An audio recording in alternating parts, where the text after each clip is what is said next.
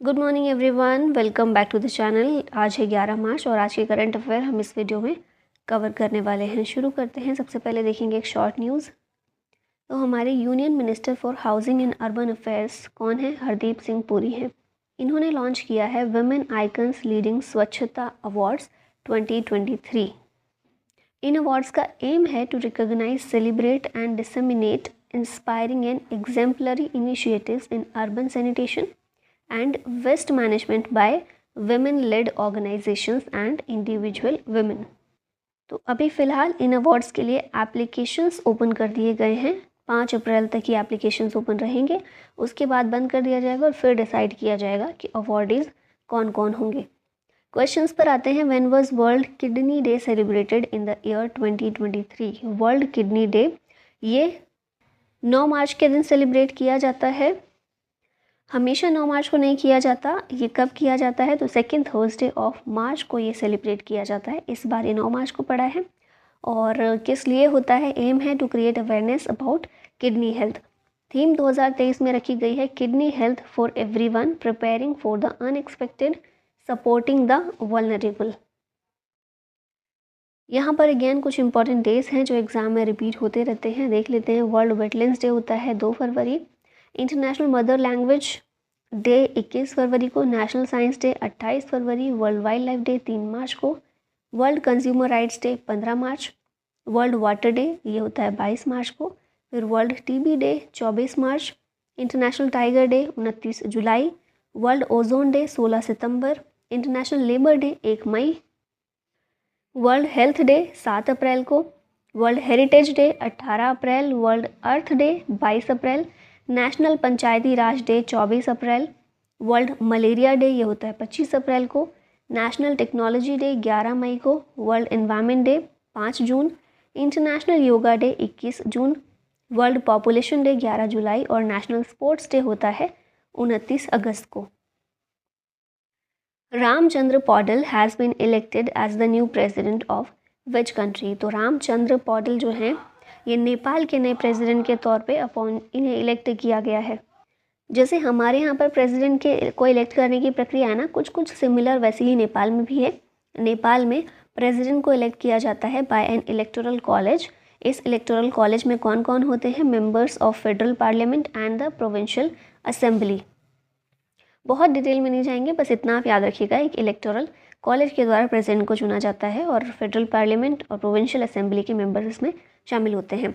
इनसे पहले विद्या देवी भंडारी यहाँ के हेड ऑफ स्टेट थे, अभी कौन हो गए हैं? रामचंद्र पौडल। नेपाल की बात कर लेते हैं। नेपाल एक लैंडलॉक्ड कंट्री है साउथ एशिया में। किंगडम ऑफ नेपाल को स्टेब्लिश किया था शाह डायनेस्टी ने।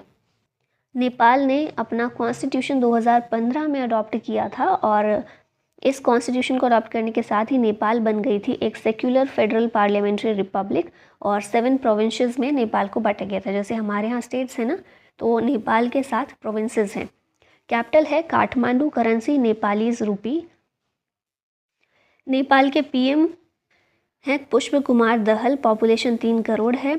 वर्ल्ड की हाईएस्ट पीक माउंट एवरेस्ट ये नेपाल में ही मौजूद है और इसे नेपाल में सागर माथा कहकर बुलाते हैं। और ICC spirit of cricket award 2022 Nepal के आसिफ शेख को मिला था। यहाँ पर सारे न्यू पीएम और प्रेसिडेंट दिए गए हैं, हम बहुत बार इनको रिवाइज कर चुके हैं, तो आप एक बार अगर आपने नहीं देखा है तो इसको पॉज करके पढ़ लीजिएगा। Who has been honoured with the 32nd Vyas Samman 2022? 32वां व्यास सम्मान ये किसको मिला है? ये हैं डॉक्टर ज्ञान Chaturvedi. Option number A correct हो जाएगा। यहाँ पर हिंदी राइटर हैं ये और 2018 में इनकी नॉवल एक आई थी पागल खाना, इसके लिए ही इन्हें 32nd व्यास सम्मान 2022 का दिया गया है। डॉक्टर चतुर्वेदी को 2015 में भारत का 4th हाईएस्ट सिविलियन अवार्ड जो पद्मश्री है वो भी मिल चुका है 2015 में। 18 में इनकी नॉवल आई थी पागल खाना, इसके लिए व्यास सम्मान मिला। 31st व्यास सम्मान असगर वजाहत को मिला था इनके प्ले महाबली के लिए। यहाँ पर हम देख लेते हैं कुछ फैक्ट्स अबाउट व्यास सम्मान। तो इंस्टीट्यूट किए गए ये सम्मान जो है व्यास सम्मान के बिरला फाउंडेशन के द्वारा 1991 में, और इसमें जो भी ऐसा व्यक्ति लास्ट 10 ईयर्स में आउटस्टैंडिंग हिंदी लिटरेरी वर्क हो उनको चुना जाता है अवॉर्डी के तौर पर। पहली बार जब 1991 में शुरुआत हुई थी उस समय पर राम विलास शर्मा को ये अवार्ड मिला था इनके वर्क के लिए, भारत के प्राचीन भाषा परिवार और हिंदी। 31st व्यास सम्मान हमने देखा ही था, असगर वजाहत। अगर उससे भी पहले का आपसे पूछा जाए कभी, शरद पगारे हैं जिन्हें 30th व्यास सम्मान मिला था for his novel titled Pataliputra की साम्राज्ञी। फिर हम लिटरेरी अवार्ड्स की बात ही कर रहे हैं तो साहित्य अकेडमी अवार्ड्स भी हैं। 2022 में हिंदी के लिए मिला बद्री नारायण को फॉर तुम्हारी के शब्द, और इंग्लिश के लिए अनुराधा रॉय को मिला all the lives we never lived इनकी नॉवल के लिए।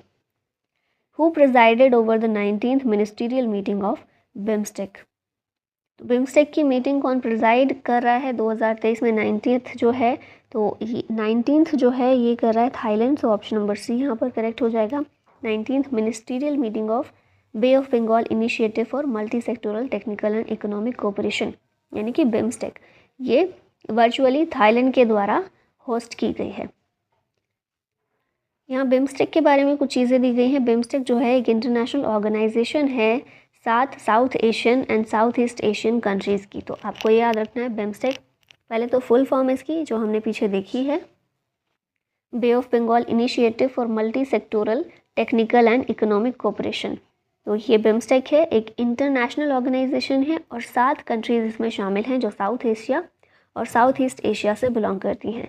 1997 में इसे इस्टेब्लिश किया गया था to advance mutual trade, connectivity and cultural, technological and economic development in the reason.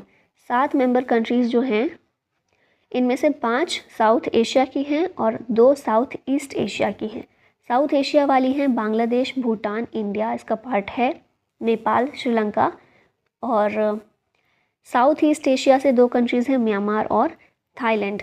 Initially BIMSTEC में 7 एरियाज़ पर फोकस किया गया था जो कि हैं trade, technology, energy, transport, tourism, fisheries for regional cooperation, और बाद में इसे 14 एरियाज़ तक एक्सपेंड किया गया इंक्लूडिंग एग्रीकल्चर। तो एग्रीकल्चर की फील्ड में भी एक दूसरे को कोऑपरेट करना इसका फोकस एरिया के तौर पे रखा गया है। सेक्रेटेरिएट इसका है ढाका, बांग्लादेश में।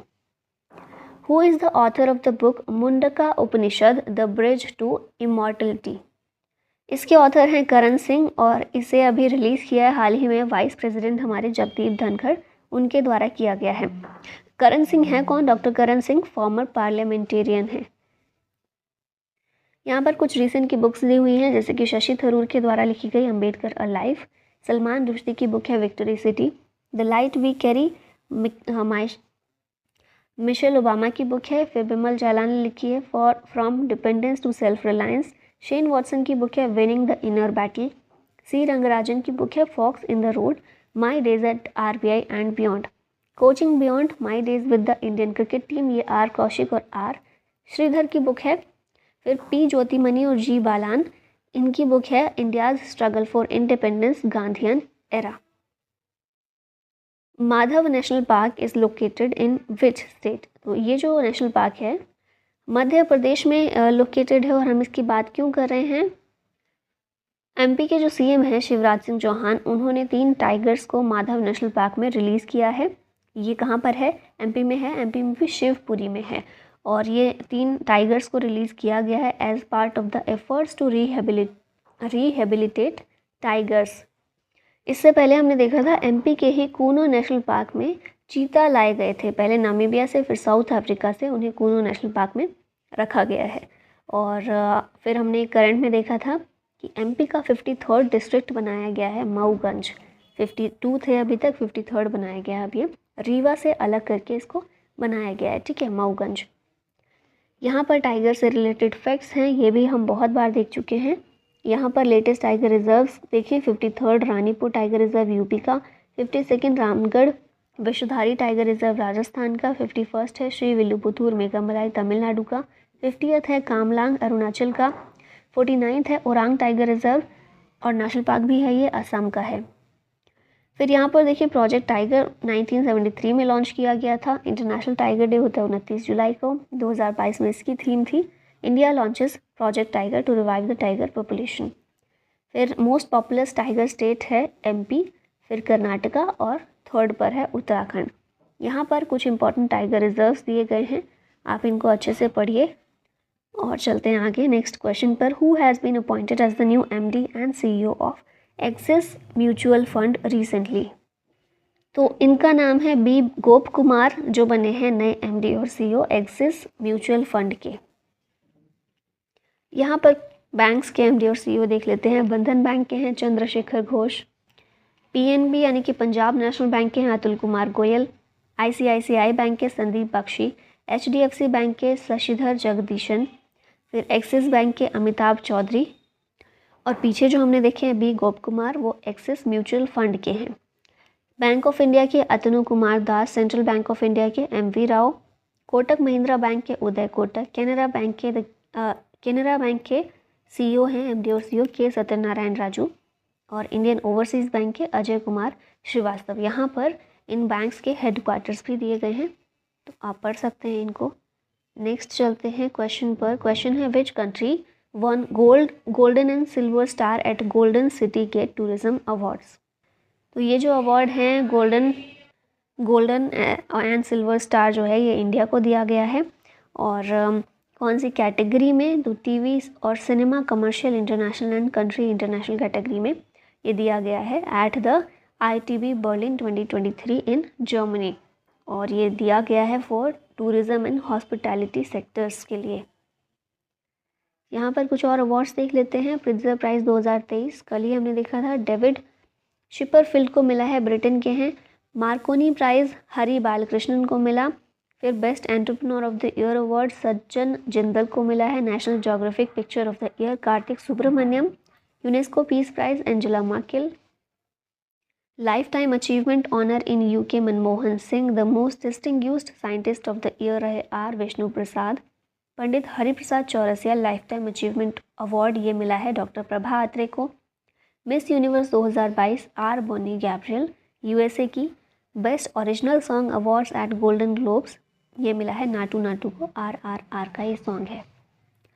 Who became the first women officer to command a field workshop.